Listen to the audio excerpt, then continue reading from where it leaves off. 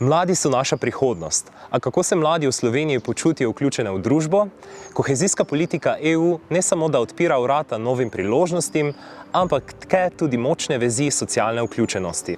V svetu, kjer so izzivi mladih vse bolj kompleksni, EU preko kohezijske politike financira projekte, ki mladim ne le omogočajo, da postanejo aktivni člani družbe, ampak tudi spodbujajo njihov razvoj in rast.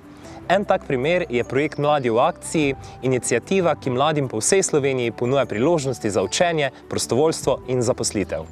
Mladi v akciji združuje mlade z različnimi ozadji, spodbuja medkulturni dialog in krepi občutek pripadnosti. S temeljno vrednoto inkluzivnosti ta projekt pomaga mladim razviti ključne veščine in samozavest, da prispevajo k svoji skupnosti in širše. Prednosti Mladi v akciji za lokalno skupnost in gospodarstvo so večplastne. Ne samo, da podpira mlade pri pridobivanju zaposlitve, ampak tudi krepi socialno kohezijo in spodbuja aktivno državljanstvo. Tako postajajo mladi ne le udeleženci, ampak gonilna sila pozitivnih sprememb.